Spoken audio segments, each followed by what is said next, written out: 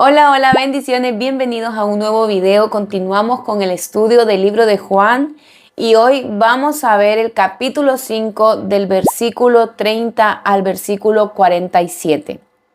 Este será el video de la tercera parte de este capítulo y aquí terminamos el capítulo 5. Luego pasaremos ya al capítulo 6. Vamos a empezar con este estudio. Como siempre te digo, prepara tu Biblia, tu libreta para que puedas tomar notas. Puedes tomar las notas que yo voy diciendo, lo que yo voy hablando. Puedes tomar las notas que sientas en tu corazón, que venga a tu mente. Eso es que Dios te está hablando. Eso es el Espíritu Santo de Dios hablándote. Así que es muy importante que tomes notas para que no pierdas detalle y para que no se te olvide nada de lo que Dios quiere decirte. Recordemos que antes de empezar a leer la Biblia, paso de vital importancia es orar. Yo siempre oro antes de empezar y le pido al Señor que nos ayude, a su Espíritu Santo que nos guíe, que nos dé revelación de la palabra de Dios, que nos ayude a entender y a poder descifrar, a poder escuchar lo que nuestro Padre nos quiere hablar, lo que nuestro Padre quiere que nosotros hagamos y entendamos a través de su mensaje. Así que vamos a empezar, testimonio del Padre y de las obras de Jesús.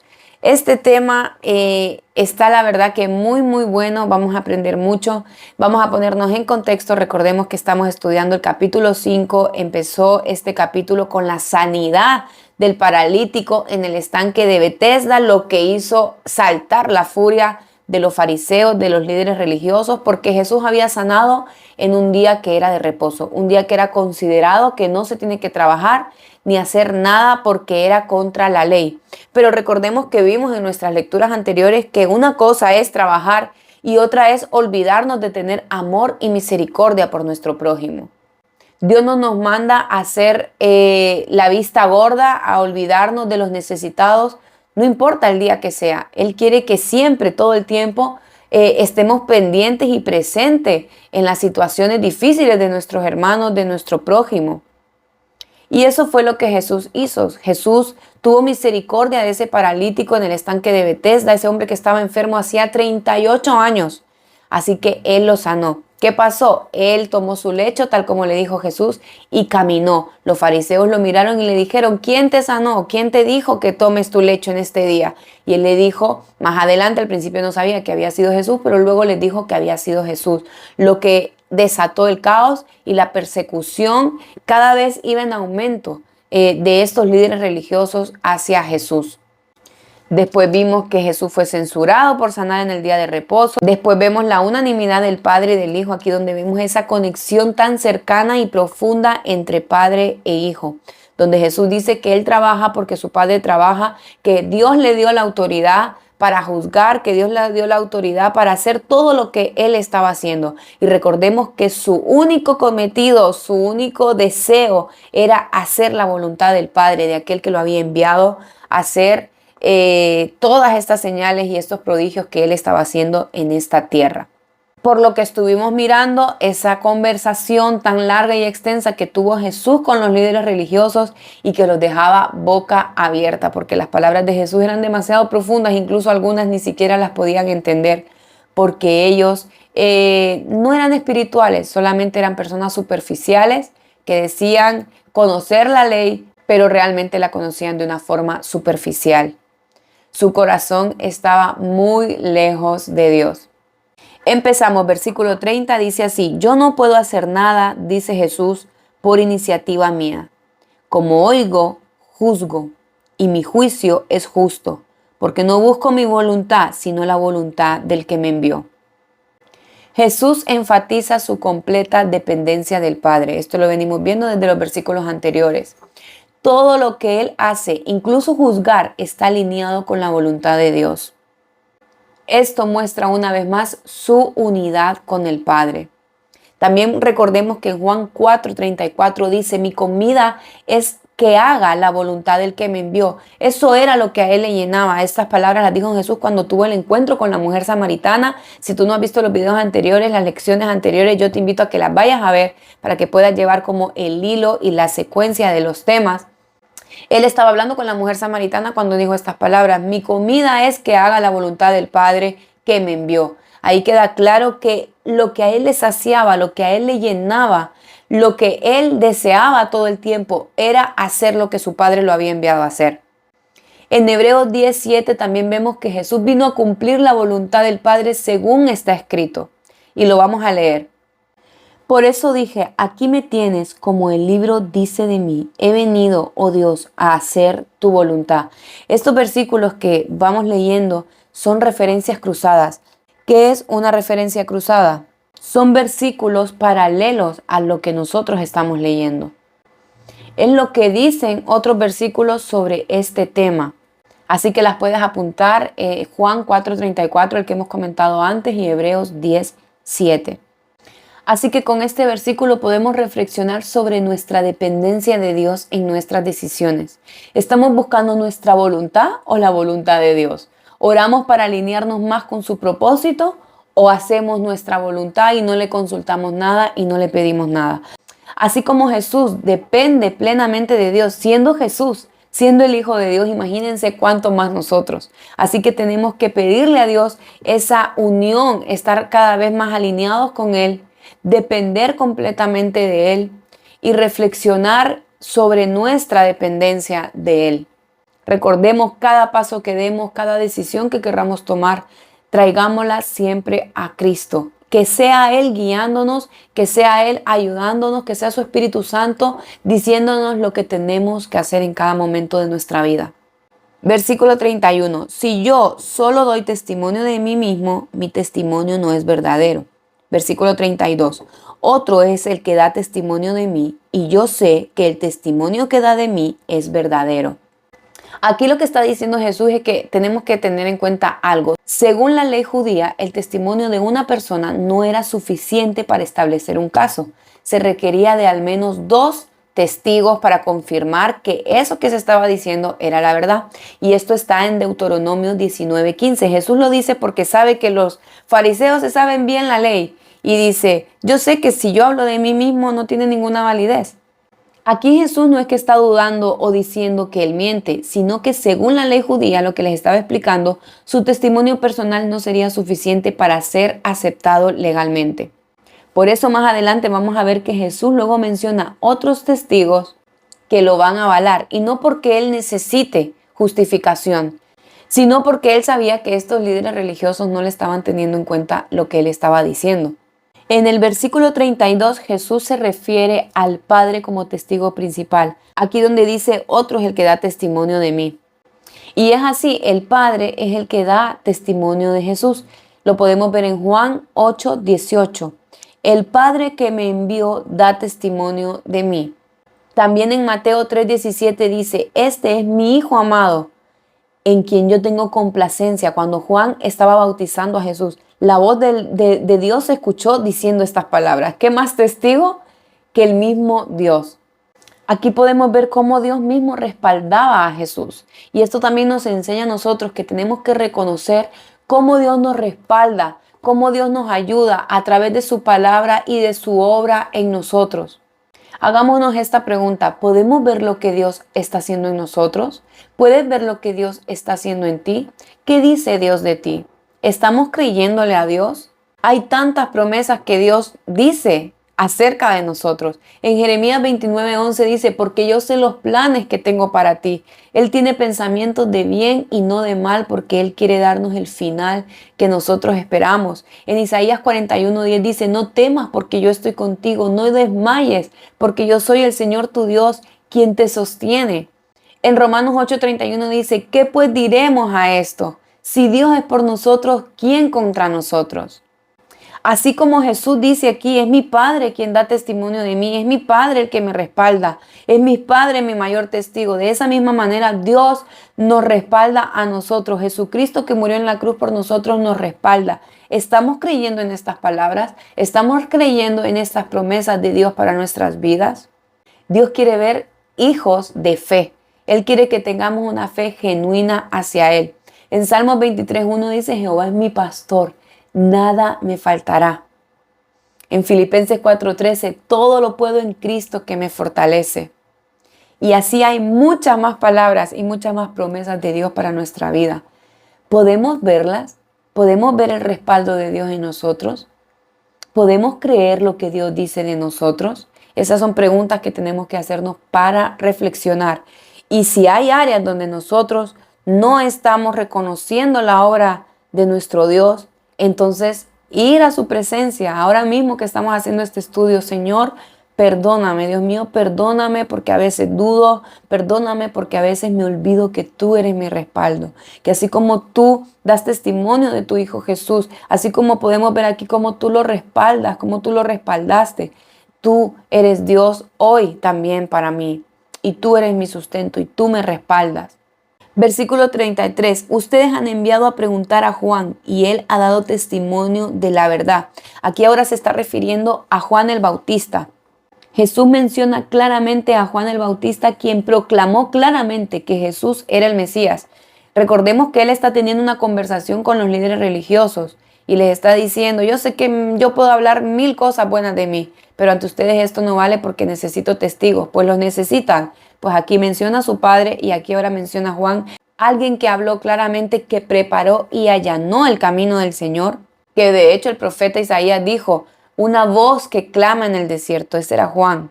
Así que Juan proclamó que Jesús era el Mesías prometido. Eso lo vemos en Juan 1:29. En nuestros estudios anteriores ya lo hemos visto, donde dijo, he aquí el Cordero de Dios, he aquí el Hijo de Dios. Él lo proclamó claramente, abiertamente. Algunas personas, no todas, ¿verdad?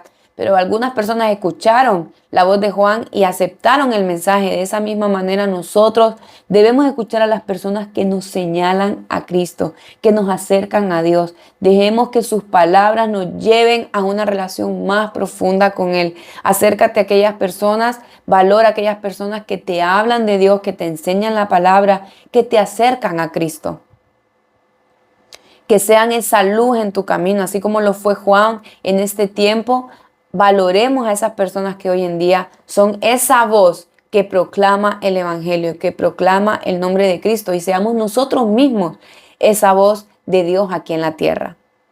Versículo 34. Pero el testimonio que yo recibo no es de hombre, pero digo esto para que ustedes sean salvos.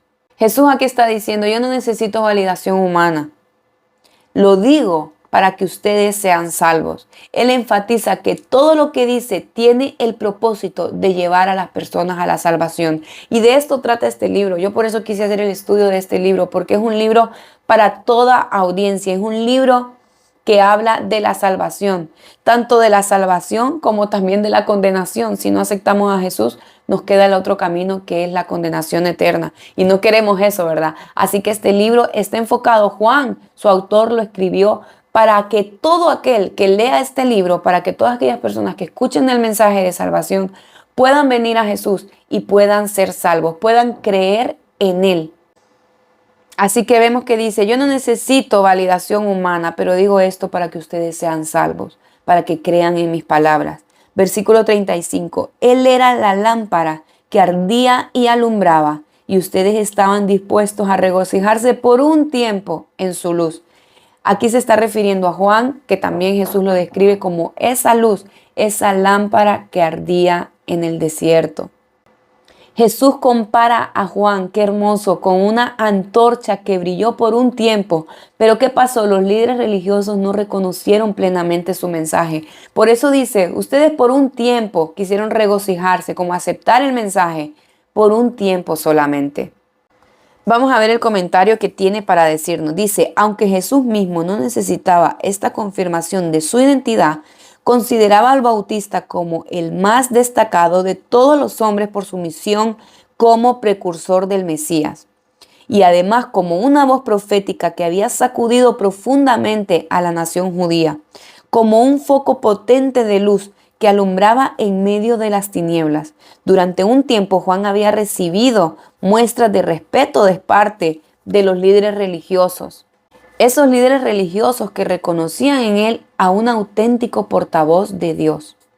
Por lo tanto, era de esperar que los que ahora acusaban a Jesús hubieran prestado atención al testimonio del Bautista acerca de Cristo, para llegar a comprender el camino de salvación. Pero no fue así. Ellos se rehusaron a ser bautizados por Juan. A fin de cuentas, según ellos, no tenían que arrepentirse. En su ceguera espiritual rechazaron los propósitos de Dios para con ellos. Por eso aquí Jesús les dice, ustedes se regocijaron por un tiempo con Juan. Sí, por un tiempo lo respetaron, por un tiempo se acercaron a él, por un tiempo, pero después ellos lo rechazaron el mensaje. Así que Jesús les dice, a pesar de que él era una lámpara que ardía y alumbraba, ustedes no estaban dispuestos a aceptar su mensaje. Ustedes se regocijaron por un tiempo en su luz y ya está. Por eso es muy importante esto, las cosas en la vida cristiana y de hecho en la vida natural, en la vida secular. Las cosas en la vida no es cómo empiezan, sino cómo terminan, porque podemos empezar muy motivados, pero el punto es cómo terminan. Toda persona que emprende algo, vamos a poner un ejemplo, que empieza a leer la Biblia y dice, este año yo voy a leer la Biblia. Y empiezas con aquella motivación. Este año yo voy a ver los estudios con mi hermana Rebeca. Yo voy a hacer los estudios, yo voy a estar ahí atento, yo quiero aprender la palabra de Dios y tantas cosas que nos proponemos. Empiezas con motivación, pero ¿cómo continúas ese camino? Porque en el camino te vas a encontrar con cansancio, con aburrimiento, con pereza, con desánimo y vas a tirar la toalla o vas a continuar. Así que las cosas no es cómo empiezan, sino cómo terminan. Ponte a pensar, una persona que emprende algo, una carrera, unos estudios, un negocio, cualquier cosa, lo empieza con mucha motivación, una dieta incluso, hacer deporte, una vida saludable. Empieza con mucha motivación, se prepara, se compra su ropa de deporte, lo tiene todo listo y empieza muy motivado. Pero ¿qué pasa en el camino? Cuando ya te encuentras con que ya no tienes tiempo, con que ya no tienes ganas, esa motivación del principio se perdió. Así que esta es una gran enseñanza para nuestras vidas. ¿Nos regocijamos solo por un tiempo en la palabra de Dios, en el mensaje de Cristo? ¿O realmente aceptamos su luz eterna para siempre en nuestras vidas? Versículo 36. Pero el testimonio que yo tengo es mayor que el de Juan, porque las obras que el Padre me ha dado para llevar a cabo, las mismas obras que yo hago, dan testimonio de mí, de que el Padre me ha enviado. Esas mismas obras, las señales que Jesús hacía, por sí solas daban testimonio de Él, apuntaban a Él. Así que aquí queda claro que las obras milagrosas de Jesús son pruebas claras de que Él fue enviado por Dios. No había lugar a dudas. Leemos versículos 37 y 38. Voy a acercar un poco la cámara para que se vea bien. El Padre que me envió, Él ha dado testimonio de mí, pero ustedes no han oído jamás su voz ni han visto su apariencia, y su palabra no la tienen morando en ustedes, porque no creen en aquel que me envió. Aquí hay una enseñanza tremenda y vamos a verla ahora mismo. En estos versículos que acabamos de leer vemos que Jesús señala la incredulidad de los líderes religiosos, quienes no reconocen el testimonio del Padre en las Escrituras y en Jesús mismo. En Juan 1:18, que este fue uno de los primeros videos que hicimos, porque es el capítulo 1, dice, a Dios nadie le vio jamás, el unigénito que está en el seno del Padre, Él lo ha dado a conocer. A Dios nadie nunca lo ha visto. El único que lo ha dado a conocer porque ha subido al cielo y ha descendido, ese es Jesús. Y Él es el que lo da a conocer, dice su palabra. Así que aquí hay una enseñanza muy grande y vamos a poner mucha atención en esto. En este pasaje Jesús está confrontando a los líderes religiosos por su incredulidad. Aunque ellos eran expertos, atentos a esto, ellos eran expertos, es algo que hemos dicho a lo largo de la lectura de este libro, eran expertos en la ley de Moisés y de las Escrituras, lo sabían absolutamente todo lo que estaba escrito. Pero ¿qué pasaba? No reconocían a Jesús como el Mesías, a pesar de que las Escrituras mismas daban testimonio de Él, como hemos leído anteriormente. Jesús les dice claramente, les hablaba muy claro, ¿y qué pasaba? Esto a ellos no les gustaba. Les dice, no tienen la palabra de Dios morando en ustedes, no la tienen en sus corazones. ¿Por qué les decía esto? Porque no creían en Él, porque lo perseguían para matarlo, para detenerlo. Así que aquí podemos ver algo muy importante. Conocer la Biblia de manera intelectual no es lo mismo que tener una relación viva, activa y transformadora con Dios. Y cuando digo activa es porque es activa. Es viva y eficaz la palabra de Dios. Y si la palabra de Dios es viva y eficaz, tiene que estar viva y eficazmente funcionando en nuestra vida y en nuestro corazón. ¿Para qué queremos acercarnos a Dios? ¿Para qué leemos su palabra? ¿Para parecer más sabios y más intelectuales? ¿O para ser hacedores de la palabra de Dios? Eso es lo que realmente demuestra si somos discípulos de Dios o no, si somos discípulos de Jesús, si lo seguimos, si somos unos verdaderos cristianos, si somos unos verdaderos hijos de Dios. Es que la palabra de Dios tiene que ser real en nuestra vida. Tenemos que ser modelos. No es fácil, siempre lo digo, no es fácil. Es difícil. Vivimos en este mundo. Hay personas que nos agradan más, hay personas que nos agradan menos. Eso es una realidad, hermanos, y no nos hagamos los disimulados. Eso es así. Pero ahí es donde realmente tenemos que demostrar de qué manera estamos hechos. Ahí es donde tenemos que demostrar que realmente somos hijos de Dios. Traer a nuestra memoria la palabra de Dios y ser modelos. No ser solamente esos oidores olvidadizos como los fariseos que memorizaban las escrituras, las enseñaban, incluso cumplían los rituales religiosos al dedillo, todo perfecto, pero su conocimiento se había vuelto superficial y legalista. En lugar de buscar una relación genuina con Dios, ¿qué hacían? Confiaban en sus obras, en sus tradiciones y en su estatus religioso.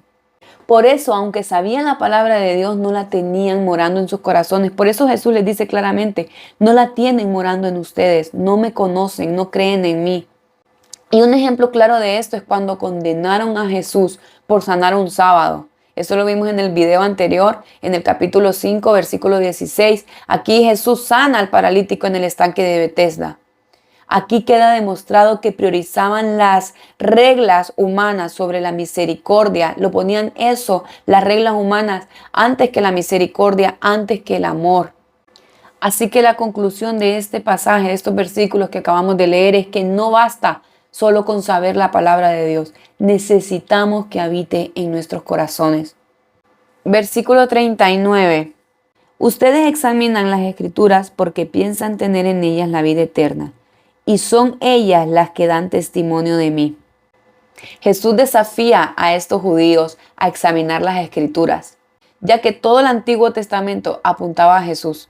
Si era que realmente se lo habían leído, si era que realmente lo sabían, les dice, examinen las escrituras y se van a dar cuenta si realmente las entienden, si realmente las saben, si realmente las conocen, se van a dar cuenta que todo el Antiguo Testamento apuntaba a Jesús. Así que dediquemos tiempo a estudiar la Biblia para que podamos encontrar a Cristo en cada página. Si nosotros no encontramos a Cristo, si no vemos a Jesús en nuestra lectura de la Biblia, en vano la estamos leyendo. Toda la palabra de Dios apunta a Jesucristo, toda. Versículo 40. Pero ustedes no quieren venir a mí para que tengan esa vida. La explicación aquí podemos ver es que Jesús señala que a pesar de toda la evidencia, no están dispuestos a aceptarla como la fuente de vida eterna. A pesar de todo lo que Él ha hecho y demostrado, ellos no están dispuestos a aceptarlo como esa fuente de vida. En Mateo 23:37 podemos ver que Jesús lamenta que Jerusalén rechaza su llamado. A mí esto realmente me tocó lo más profundo de mi corazón porque me pongo a pensar todo lo que Jesús pasó, todo lo que hizo y ver ahí en su cara que ellos están dudando de Él, que ellos son unos incrédulos, que ellos lo rechazan. De hecho, más adelante en el capítulo 6 vamos a ver cómo algunos de sus mismos discípulos lo abandonaron. Así que la enseñanza que aquí podemos sacar es que evaluemos qué áreas de nuestra vida le están dando la espalda a Jesús. ¿Qué áreas de nuestra vida estamos resistiendo a entregarle completamente y de todo corazón a Jesús? O decimos ser sus discípulos, ser hijos de Dios y quizá hay áreas que las tenemos ahí intactas. Señor, yo te entrego esto, pero esto yo lo quiero tener aquí guardado porque esto todavía me cuesta, porque esto me gusta, porque esto no te lo quiero entregar. Y a veces como que condicionamos a Dios. Evaluemos con esta enseñanza qué áreas de nuestra vida necesitamos rendir a Cristo. ¿Qué áreas de nuestra vida necesitan venir a Él? Dice, ustedes no quieren venir a mí. ¿Estamos realmente yendo a Jesús? Vamos a leer versículos del 41 al 44. Yo no recibo gloria de los hombres, dice Jesús, pero a ustedes ya los conozco. que no tienen el amor de Dios. O sea, imagínense, esta conversación era una conversación realmente dura y fuerte que Jesús estaba teniendo con todos estos judíos que lo estaban cuestionando, que estaban murmurando, que lo estaban persiguiendo. Imagínense, les dice, yo no recibo la gloria de ningún hombre, pero ustedes, yo ya los conozco, no me tienen que demostrar nada y sé que ustedes no tienen el amor de Dios. Esto es muy duro. Versículo 43, yo he venido en nombre de mi Padre y ustedes no me reciben. Si otro viene en su propio nombre, a ese sí recibirán. Versículo 44, ¿cómo pueden creer cuando reciben gloria los unos de los otros y no buscan la gloria que viene del Dios único? Wow, esto es tremendo, estas son palabras mayores. Jesús aquí está denunciando la búsqueda de aprobación humana en lugar de buscar la gloria de Dios. Así que hagámonos esta pregunta para reflexionar. ¿Estamos buscando la aprobación de Dios o la gloria de los hombres? ¿Estamos buscando el reconocimiento humano o la gloria de Dios? Los fariseos preferían la aprobación humana, eso estaba claro, elogios, reconocimiento público, estatus. No estaban dispuestos a renunciar a estos reconocimientos solamente por buscar la gloria de Dios. ¿Y qué pasó? Esta actitud los cegó espiritualmente, impidiéndoles creer en Él como el Hijo de Dios. Así que debemos examinar las intenciones de nuestro corazón. ¿Por qué hacemos las cosas? ¿Por qué hacemos lo que hacemos? ¿Cuál es la intención de nuestro corazón? ¿Qué viene a nuestra mente cuando queremos emprender algo? ¿Que nos vean? ¿Gustarle a la gente? ¿Que nos den la palmadita en la espalda? ¿O realmente hacemos las cosas por agradar a Dios? Eso es una pregunta profunda que tenemos que hacernos. Leemos versículo 45 al 47. No piensen que yo los acusaré delante del Padre. El que los acusa es Moisés, en quien ustedes han puesto su esperanza. Porque si creyeran a Moisés, me creerían a mí, porque de mí escribió él. Pero si no creen sus escritos, ¿cómo creerán mis palabras? Moisés escribió sobre el Mesías. Eso está en Deuteronomio 18:15. Sabemos que Moisés escribió Génesis, Éxodo, Levítico, Números, Deuteronomio. Y esa era la ley que estos judíos tenían tan arraigada y tan presente, entre otras, ¿verdad? Pero los líderes religiosos no entendían ni aceptaban este testimonio. ¿Cómo era posible, dice Jesús? Si ustedes creen tanto en la ley, dicen saber tanto la ley, esa ley que escribió Moisés, ¿cómo puede ser que no crean en mí? Si creyeran a Moisés, entonces me creerían a mí. Es que esto es totalmente de lógica. Así que nuestras acciones, nuestros hechos tienen que coincidir. Nuestra creencia tiene que coincidir con lo que hacemos. Así que reflexionemos sobre esta lectura que hemos tenido hoy. Realmente es muy profunda, que hay mucha enseñanza. Que Dios nos ayude a no ser solo esos oidores olvidadizos, que nos ayude a no ser hipócritas como los fariseos, a solamente saber la palabra de Dios por encima de una forma superficial, sino realmente a ponerla en práctica. Nuestro reto tiene que ser que Jesús vea una fe genuina, una fe real en nuestras vidas hacia Él, hacia el Padre, porque esto realmente a Él le agrada. Hemos llegado al final de nuestra lectura de hoy, de nuestro video. Espero que haya sido de bendición. Te invito como siempre a que le des me gusta a este video, a que dejes un comentario, dime desde dónde me estás mirando, dime qué parte del estudio de la lectura te gustó, si hay algo que sabías o algo que quieras añadir, y que te puedas suscribir a mi canal. Yo estoy muy agradecida con Dios por este canal, porque me permite compartir su palabra y yo sé que está siendo de bendición y de edificación para muchas personas. Gracias le doy a Dios por sus vidas, gracias le doy a Dios por cada una de las personas que hace estos estudios.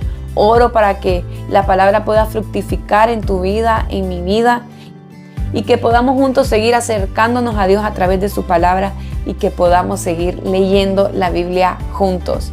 Que Dios te bendiga grandemente y nos vemos en el próximo video donde vamos a ver la alimentación de los 5,000. Esto está buenísimo. Aquí hay una enseñanza tremenda, hermosa, y sé que vamos a aprender muchísimo de lo que Dios tiene para cada uno de nosotros. Bendiciones.